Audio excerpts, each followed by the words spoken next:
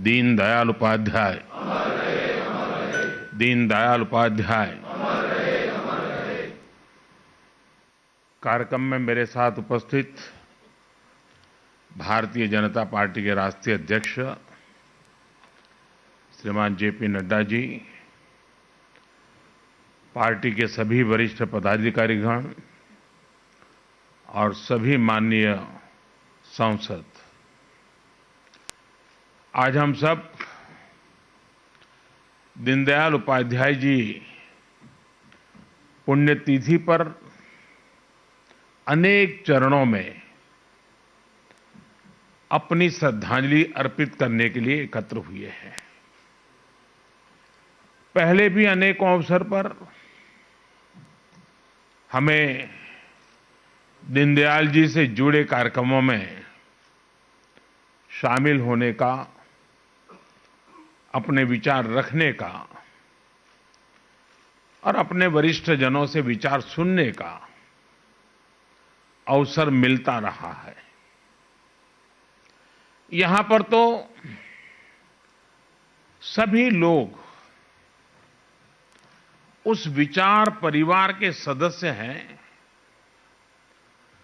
दीनदयाल जी जिसके मुखिया की तरह, एक प्रेरणा की तरह अविरत रूप से हमें प्रेरणा देते रहे हैं। आप सबने दीनदयाल जी को पढ़ा भी है और उन्हीं के आदर्शों से अपने जीवन को गढ़ा भी है। और इसलिए आप सब उनके विचारों से, उनके समर्पण से भली भांति परिचित है। मेरा अनुभव है और आपने भी महसूस किया होगा कि हम जैसे जैसे दीनदयाल जी के बारे में सोचते हैं, बोलते हैं, सुनते हैं, उनके विचारों को पढ़ने का प्रयास करते हैं, हमें उनकी बातों में, उनके विचारों में हर बार एक नई ताजगी, एक नया दृष्टिकोण, एक नवीनता का अनुभव होता है। उनके विचार आज भी उतने ही प्रासंगिक है जितने तब थे और आने वाले समय में भी उतने ही आवश्यक रहेंगे जितने आज है। एकात्म मानव दर्शन का उनका विचार मानव मात्र के लिए था। इसलिए जहां भी मानवता की सेवा का प्रश्न होगा, मानवता के कल्याण की बात होगी, दीनदयाल जी का एकात्म मानव दर्शन प्रासंगिक रहेगा ही रहेगा। एकात्म मानव दर्शन में विशेष रूप से इन तीन शब्दों में व्यष्टि से समष्टि की यात्रा व्यक्त होती है, स्वार्थ से परमार्थ की यात्रा का मार्ग स्पष्ट होता है और मैं नहीं तू ही का संकल्प भी सिद्ध होता है। साथियों, हमारे यहां कहा गया है, स्वदेशे पूज्यते राजा, स्वदेशे पूज्यते राजा, विद्वान सर्वत्र पूज्यते। अर्थात सत्ता की ताकत से आपको सीमित सम्मान ही मिल सकता है। जहां सत्ता की ताकत प्रभावी होगी वहीं सम्मान मिलेगा, लेकिन विद्वान का सम्मान हर जगह होता है। दीनदयाल जी इस विचार के साक्षात जीता जागता उदाहरण है। उनका एक एक विचार, उनके एक एक शब्द उन्हें पूरी दुनिया में एक विलक्षण व्यक्तित्व बना देते हैं। सामाजिक जीवन में एक नेता को कैसा होना चाहिए, भारत के लोकतंत्र और मूल्यों को कैसे जीना चाहिए, दीनदयाल जी इसके भी बहुत बड़ा उदाहरण है।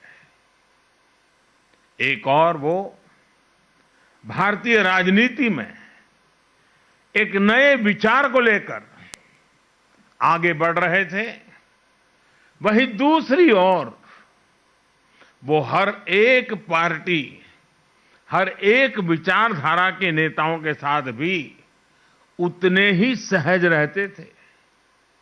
हर किसी से उनके आत्मीय संबंध थे। उन्होंने अपनी पॉलिटिकल डायरी लिखी थी, जिसमें नेहरू जी की सरकार की सुरक्षा के संबंध में, खाद्य नीतियों के संबंध में, कृषि नीति के संबंध में खुल करके तथ्यपरक आलोचना की थी, बहुत ही क्रिटिसाइज किया था। लेकिन जब उन्होंने अपनी इस डायरी को प्रकाशित किया पुस्तक के रूप में, तो इसका प्राकथन उन्होंने कांग्रेस नेता और यूपी के मुख्यमंत्री रहे श्रीमान संपूर्णानंद जी से ही लिखवाया। संपूर्णानंद जी ने अपनी टिप्पणी में एक बहुत ही प्रभावी लाइन लिखी है। उन्होंने लिखा है, ये पुस्तक फ्यूचर रीडर्स के लिए एक साइकोलॉजिकल ग्लो है। आज दुनिया देख रही है कि इस महापुरुष के विचारों का ये ग्लो कैसे पूरे भारत में अपनी चमक बिखेर रहा है।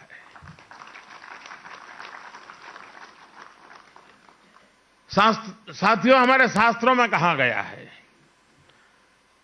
स्वदेशो भुवनम त्रयम, स्वदेशो भुवनम त्रयम, अर्थात अपना देश ही हमारे लिए सब कुछ है, तीनों लोकों के बराबर है।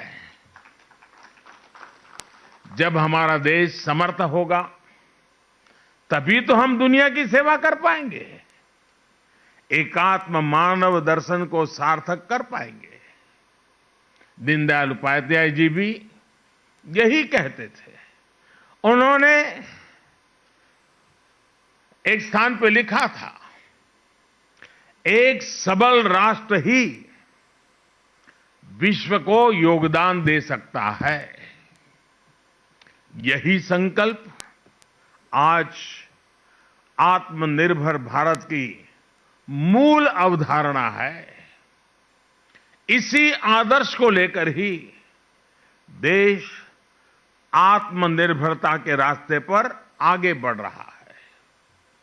कोरोना काल में देश ने अंत्योदय की भावना को सामने रखा और अंतिम पायदान पर खड़े हर गरीब की चिंता की।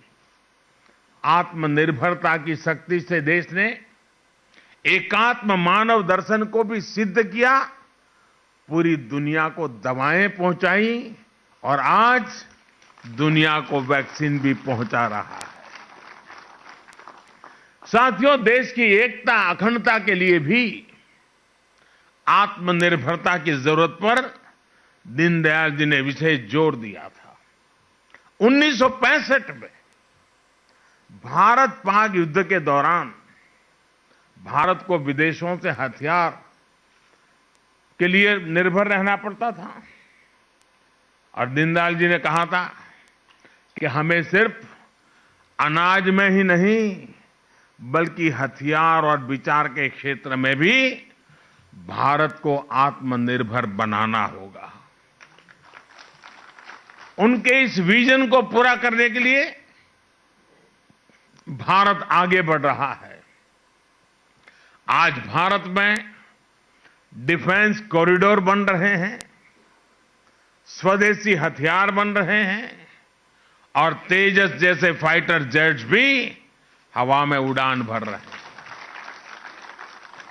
हथियार के क्षेत्र में आत्मनिर्भरता से अगर भारत की ताकत और भारत की अर्थव्यवस्था मजबूत हो रही है, तो विचार की आत्मनिर्भरता से भारत आज दुनिया के कई क्षेत्रों में नेतृत्व दे रहा है। आज भारत की विदेश नीति दबाव और प्रभाव से मुक्त होकर राष्ट्र प्रथम के नियम से चल रही है। नेशन फर्स्ट, प्रकृति के साथ सामंजस्य का दर्शन दीनदयाल जी ने हमें दिया था।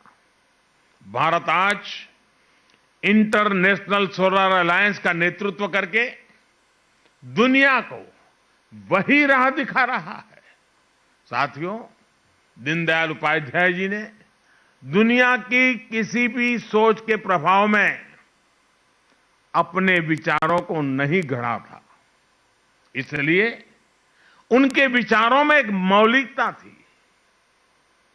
भारत की भावना, भारत का मानस, भारत के मूल्य, वेद से विवेकानंद तक की भारत की चिंतन यात्रा, ये सारी बातें दीनदयाल जी के चिंतन में झलकती थी। इसलिए वो एक ऐसी अर्थव्यवस्था की बात करते थे जिसमें पूरा भारत शामिल हो, जिसमें पूरे भारत की विविधता झलके। लोकल इकोनॉमी पर विजन इस बात का प्रमाण है कि उस दौर में भी उनकी सोच कितनी प्रैक्टिकल और व्यापक थी। आज वोकल फॉर लोकल के मंत्र से देश इसी विजन को साकार कर रहा है। आज आत्मनिर्भर भारत अभियान देश के गांव, गरीब, किसान, मजदूर और मध्यम वर्ग के भविष्य का निर्माण का एक माध्यम बन रहा है। आखिरी पायदान पर खड़े व्यक्ति का भी जीवन स्तर कैसे सुधरे, ईज ऑफ लिविंग कैसे बढ़े, इसके प्रयास आज सिद्ध होते दिख रहे हैं। उज्ज्वला योजना, जनधन खाते, किसान सम्मान निधि, हर घर में शौचालय, हर गरीब को मकान। आज देश एक एक कदम आगे बढ़ते हुए इसको सिद्ध करता हुआ गौरव के साथ विकास की राह पर चल पड़ा है। इंफ्रास्ट्रक्चर की दिशा में हो रहा बड़ा बदलाव भी सामान्य मानवीय के जीवन को सरल बनाएगा, देश को एक नई भव्य और आधुनिक पहचान देगा।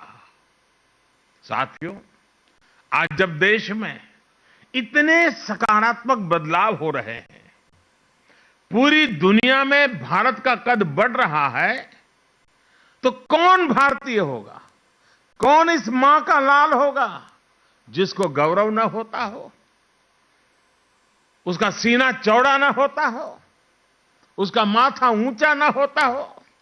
आज विश्व भर में फैला हुआ भारतीय समुदाय जिस गर्व के साथ जी रहा है, उसका कारण भारत में हो रही गतिविधि है।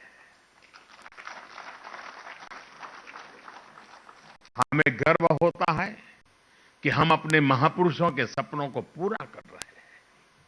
हमें गर्व है कि हमारी विचारधारा देशभक्ति को ही अपना सब कुछ मानती है। हमारी विचारधारा देशभक्ति से शुरू होती है, हमारी विचारधारा देशभक्ति से प्रेरित होती है, हमारी विचारधारा देश हित के लिए होती है।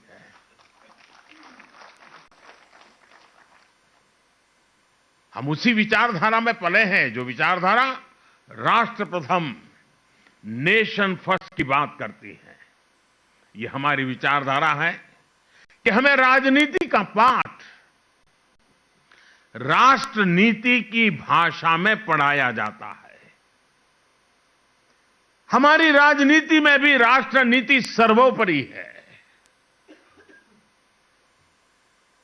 हमें राजनीति और राष्ट्र नीति में से एक स्वीकार करना होगा, तो हमें संस्कार मिले हैं राष्ट्र नीति को स्वीकार करना, राजनीति को नंबर 2 पे रखना।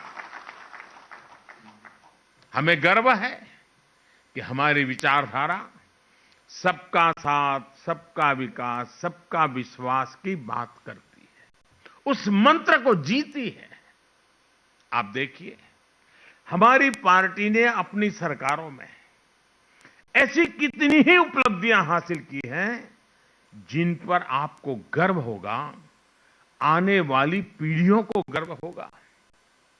जो निर्णय देश में बहुत कठिन माने जाते थे, राजनीतिक रूप से मुश्किल माने जाते थे, हमने वो निर्णय लिए और सबको साथ लेकर लिए। उदाहरण के तौर पर देश में नए जनजाति कार्य मंत्रालय का गठन, जनजाति समुदाय को हमारे आने के बाद थोड़ा था, पहले भी था, लेकिन उस मंत्रालय का अलग मंत्रालय का गठन भाजपा की ही सरकार में हुआ है। ये भाजपा का सरकार की ही देन है कि पिछड़ा आयोग भी उसको संवैधानिक दर्जा मिल सका, संवैधानिक स्टेटस हमारे यहां मिल सका। और ये भाजपा की ही सरकार है जिसने सामान्य वर्ग के गरीब लोगों को भी आरक्षण देने का काम किया है। और आप देखिए, देश में जब भी ऐसे कोई काम हुए हैं, तनाव पैदा हुआ है, संघर्ष हुआ है, समाज बढ़ गया है, उसी काम को हमने मेल जोल प्यार के वातावरण में किया है, क्योंकि राष्ट्र नीति सर्वोपरि है, राजनीति एक व्यवस्था है। राज्यों का विभाजन देख लीजिए, राज्यों का विभाजन जैसा काम राजनीति में कितने रिस्क का काम समझा जाता था, इसके उदाहरण भी है। अगर कोई नया राज्य बना तो देश में कैसे हालत बन जाते थे, लेकिन जब भाजपा की सरकार ने 3 नए राज्य बनाए तो हर कोई हमारे तौर तरीकों में दीनदयाल जी के संस्कारों का प्रभाव स्पष्ट देख सकता। उत्तर प्रदेश से उत्तराखंड का निर्माण हुआ, झारखंड बिहार से बनाया गया और छत्तीसगढ़ को मध्य प्रदेश से अलग आकार दिया गया। लेकिन उस समय हर राज्य में उत्सव का माहौल था, न कोई शिकायत थी, न कोई गीला शिकवा था, आनंद ही आनंद था, दोनों तरफ आनंद था। हमारी सरकार ने लद्दाख, करगिल को अलग केंद्र शासित राज्य का दर्जा दिया है और वहां जी में उत्सव का ही वातावरण है। इसी तरह जम्मू कश्मीर और वहां के लोगों की आकांक्षाओं को भी हम पूरी तरह साकार करने में जुटे हैं। उसी प्रकार से सेलवास और दई दमन अलग थे, हमने उसको जोड़ दिया, दोनों तरफ आनंद है। सहमति को महत्व देते हैं, हम सहमति के प्रयास को करते करते सर्वसम्मति तक जाना चाहते हैं। दीनदयाल जी कभी भी राजनीतिक अस्पृश्यता में विश्वास नहीं रखते थे। और आपको याद होगा, जब मैं 2014 में आया तो मुझे सदन में एक बार बोलने का मौका मिला, तब मैंने सदन में कहा था और बड़ी जिम्मेवारी के साथ कहा था और बड़े कन्विक्शन के साथ कहा था। जो इस कन्विक्शन को हम लोग जीते हैं, हमें संस्कार में मिले हैं। और मैंने पार्लियामेंट में कहा था कि बहुमत से सरकार चलती है, बहुमत से सरकार तो चलती है, लेकिन देश तो सहमति से चलता है, सर्वसम्मति से चलता है। और हम सिर्फ सरकार चलाने नहीं आए हैं, हम तो देश को आगे ले जाने के लिए आए। हमारे राजनीतिक दल हो सकते हैं, हमारे विचार अलग अलग हो सकते हैं, हम चुनाव में पूरी शक्ति से एक दूसरे के खिलाफ लड़ते हैं, पर इसका मतलब ये नहीं कि हम अपने राजनीतिक विरोधी का सम्मान न करें। आपने देखा होगा प्रणब मुखर्जी साहब, हमें भारत रत्न देने में गर्व हुआ। वे कोई हमारी पार्टी के नहीं थे, हमारे आलोचक थे। अभी आसाम में तरुण गोगोई जी, नागालैंड में एमसी जमीर जी, ये सारे हमारे राजनीतिक विचार थे, हमारे राजनीतिक दल से कोई लेना देना नहीं था, न ही हमारी पार्टी का हिस्सा थे, न हमारे गठबंधन का हिस्सा थे, लेकिन राष्ट्र के प्रति उनके योगदान का सम्मान करना हमारा कर्तव्य। हमने पद्मश्री दिया, पद्म भूषण दिया। राजनीतिक अस्पृश्यता का विचार हमारा संस्कार नहीं है। आज देश भी इस विचार को, अस्पृश्यता के विचार को अब देश अस्वीकार कर चुका है। हां, ये बात जरूर है कि हमारी पार्टी में वंशवाद को नहीं, कार्यकर्ता को महत्व दिया जाता है। इसलिए आज देश हमसे जुड़ रहा है और हमारे कार्यकर्ता भी हर देशवासी को अपना परिवार मानते हैं। कहीं कोई आपदा आती है तो हमारे करोड़ों कार्यकर्ता अपना सब कुछ छोड़कर वहां पहुंच जाते हैं। कोरोना जैसा इतना बड़ा संकट आया, दुनिया में हर कोई अपने जीवन के लिए डरा हुआ था, लेकिन हमारे करोड़ों कार्यकर्ताओं ने अपना दायित्व समझकर दिन रात एक कर दिया। राष्ट्रीय अध्यक्ष जी ने पार्टी कार्यकर्ताओं से आह्वान किया था कि सरकार के साथ साथ वो भी अपनी जिम्मेदारी निभाएं। हर कार्यकर्ता ने सेवा के संकल्प को राष्ट्रव्यापी मिशन बना दिया था और मैं पार्टी का आभारी हूं, राष्ट्रीय अध्यक्ष जी का आभारी हूं कि मुझे वीडियो कॉन्फ्रेंस के माध्यम से देश भर के कार्यकर्ताओं के साथ इस कोरोना कालखंड में उन्होंने जो सेवा कार्य किए उसका वृत्त सुनने का अवसर मिला था।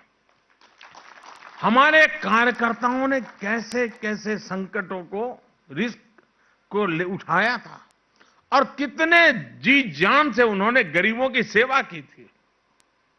किसी गरीब के घर में चूल्हा न जले, कोई गरीब रात को भूखा न सोए, इसके लिए भारतीय जनता पार्टी का गांव-गांव में कार्यकर्ता दिन रात लगा रहा था। पंडित दीनदयाल उपाध्याय की पुण्यतिथि पर इस खास कार्यक्रम में पंडित दीनदयाल उपाध्याय के विचारों को कैसे अमल में लाया जा रहा है, इसको बताते हुए प्रधानमंत्री नरेंद्र मोदी। परवाह देश की, सोमवार से शुक्रवार रात 10 बजे TV9 भारतवर्ष पर।